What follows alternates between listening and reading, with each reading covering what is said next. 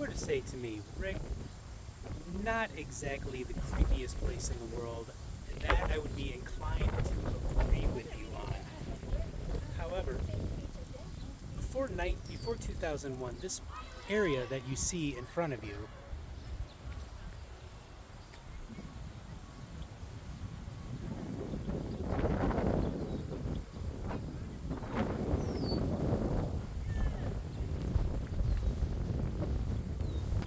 was actually a very much different place.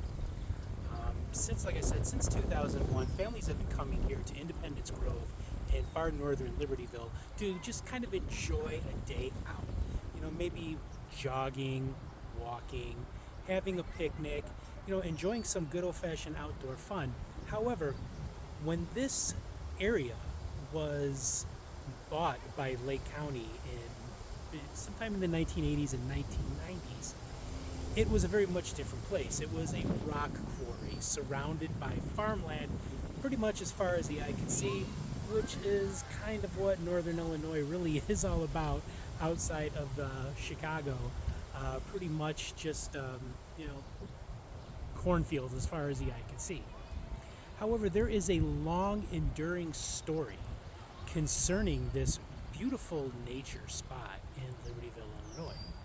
And according to this story, about 100 years ago, maybe, give or take 10 years, 10, 20 years off of that, there was a finishing school for young women that was set in this spot. Now, finishing schools, for those of you who don't know, were kind of for affluent families. This really is that kind of an area.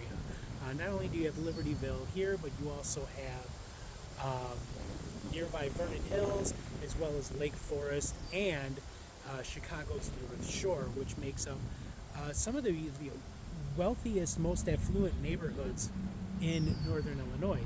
And they would send their daughters to these schools to learn things like manners, how to get a husband. Sorry about that. That was one of the workers driving by. And they would come here and they would basically learn how to be ladies. That's the story. That is what people claim was here back about 100 years ago. Now here's the story. One night, one of the workers, they said maintenance worker, even a custodian, kind of went berserk, and during a storm when all the lights were out, went on a killing spree and murdered several of the students here at this all-girls finishing school. After he was done murdering them, he cut their heads off. Ugh, pretty gruesome, right?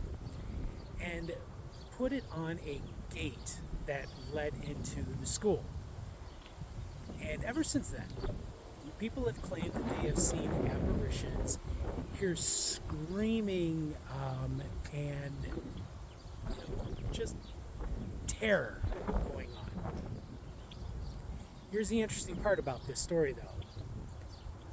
That didn't actually happen. According to the historical record, anyways, it didn't happen.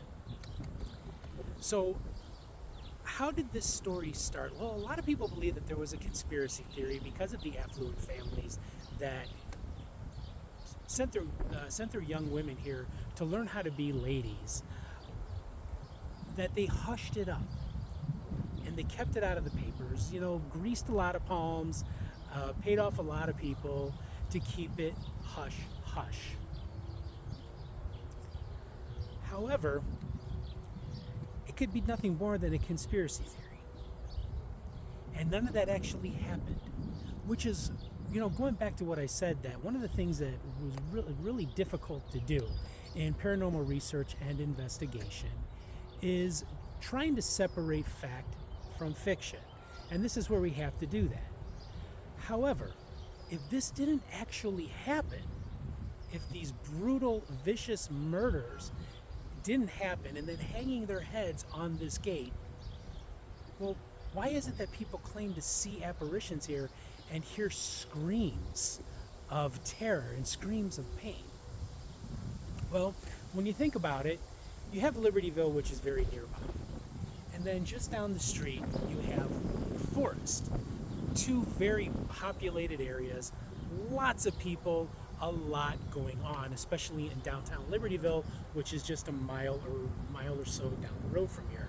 They have a lot of bars, they have a lot of restaurants, they have a lot of shops.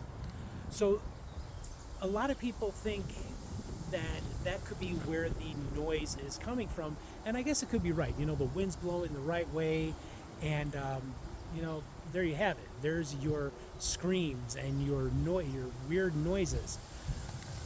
Another theory concerning this is because just down the road from here is Transfiguration Cemetery. It's a huge Catholic cemetery, and some people seem to think that it is a possibility that ghosts from there have wandered their way into this area. Because let's face it, I mean, if you were a ghost, wouldn't you want to hang out here rather than in some other cemetery with your body? I mean, I know that that's what I would want to do, right? So the gate in Independence Grove got torn down a long time ago, which a lot of people seem to think that gate was just a gate into the incredible glory that was sat on this side. But a lot of people claim to see things, a lot of people claim to hear things here at Independence Grove. So whether or not there's any truth to this story, I guess that's up, for you to decide. But according to the historical record, that never actually happened. So, I'm Rick Hale. As always, this is On the Road. Keep it spooky.